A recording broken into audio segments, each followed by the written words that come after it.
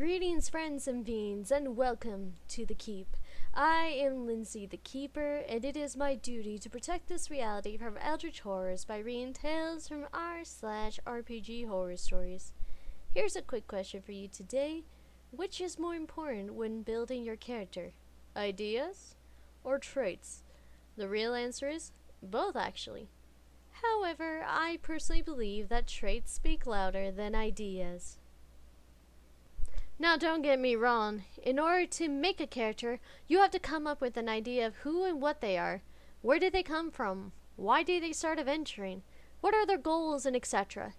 But ideas don't have as much volume as traits. Traits are the personalities that make up the character and bring it to life through playing a game or telling a story. Are they clever, a mischief, loud, quiet, or are they a regular Joe type of character?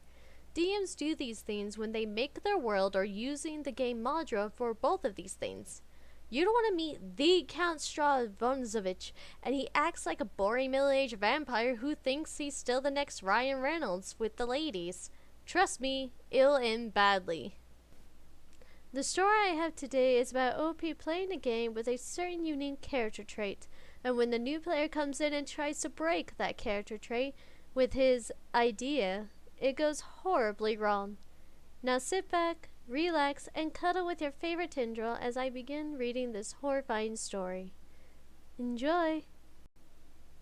The story is written by MNLT Soda with the title, "That Time a New Player Got Upset Over My Character's Trait Because It Ruined His Idea."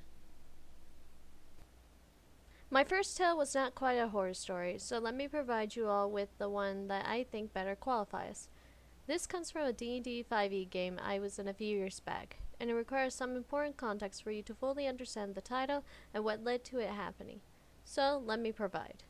Additionally, some details have been lost to time, so some info is missing and replaced with my best guess.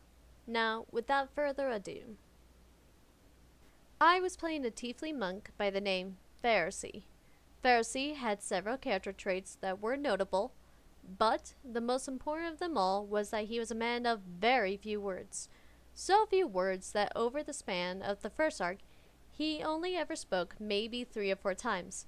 His words, when he did speak, were always polite, softly spoken, and respectful to the person addressed. There are a few other PCs in the group, so let me give a quick rundown. We had Dew, the War Genasi sorcerer, played by who we will call Tess. There was also Bakaman, the Kenku rogue, played by who we will call Henry. There was Thalina, an elf warlock, played by who we will call Bob. And finally came Act 2, the subject of this story, John, a dwarven paladin, played by who we will call Jack. Jack was a layer addition because he was a friend of the DM. We will call him Jeremy, but couldn't join during Act 1 because of personal/work matters. From the very beginning of Act 2, Jack seemed determined upon learning of my character from rarely speaking to make him open up more without consulting me or the DM.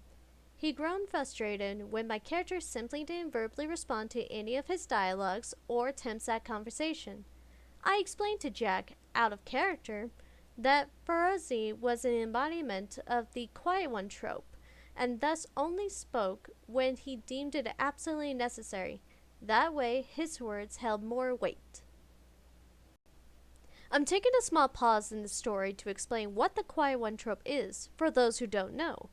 The quiet one trope is not someone who's mute or afraid of speaking or even dumb. These people are usually surprisingly strong, a genius, or have suffered through a psychological trauma to make them into this, which makes whatever few words they do speak more powerful. A great example of this is Cassandra Cain from the Batman series. Because of how her father raised her before Bruce Wayne added her to the Bat family, she only learned communication through her body, since she was made to be the perfect assassin bodyguard. Even though she can speak, she chooses not to. So when she does, it's a pretty big deal. Plus, there are different types of Quiet One tropes, so I will post the link to the article down in the description. Be sure to let me know who your favorite Quiet One trope character is in the comments down below. Now, let's get back to the story, shall we?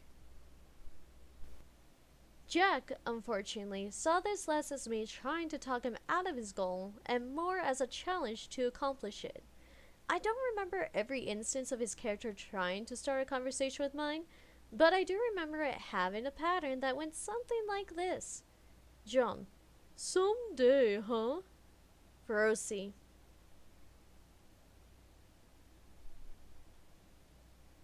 John: still nothing to say, hornhead?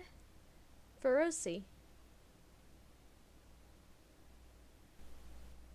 I later learned that Jack was complaining to Jeremy and the other PCs about my character not engaging with the group or story, when in truth, my character drove part of the narrative in Act 1.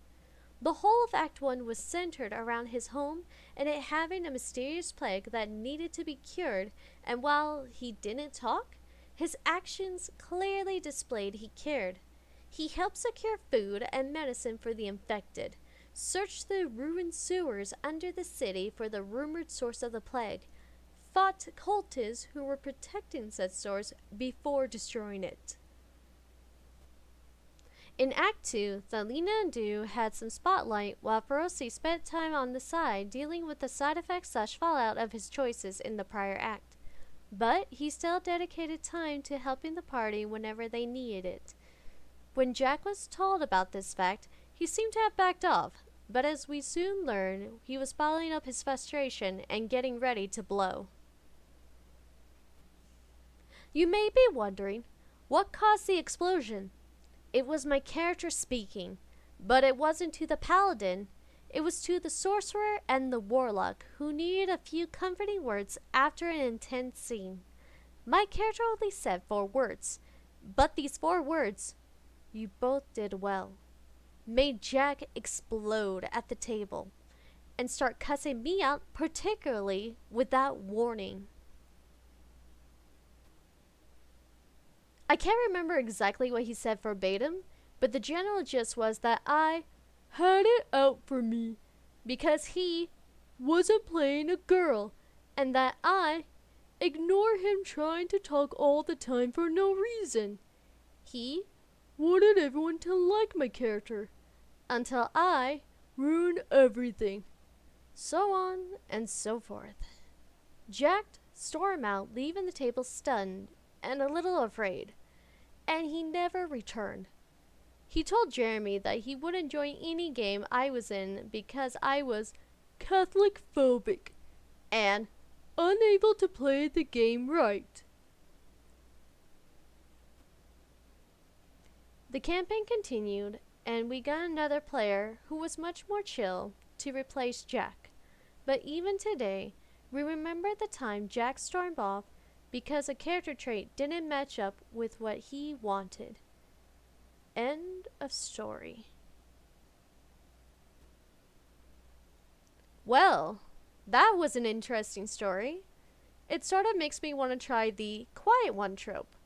But unfortunately, I do like talking. So that is going to be in the "Someday I'll Play This Character" journal. Now, on a serious note, if you have a problem or an issue with a character trait clashing with your idea, don't act like a Jack. Instead, try talking to them with the DM's presence if it makes you feel comfortable, and talk about how to make it easier for you to roleplay.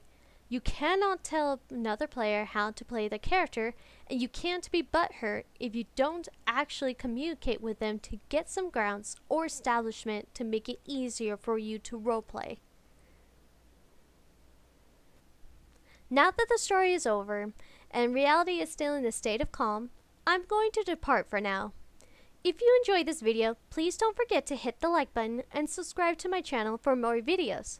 You can also send me an email if you have a particular story you want me to read on this channel. I hope to see you all in the next video.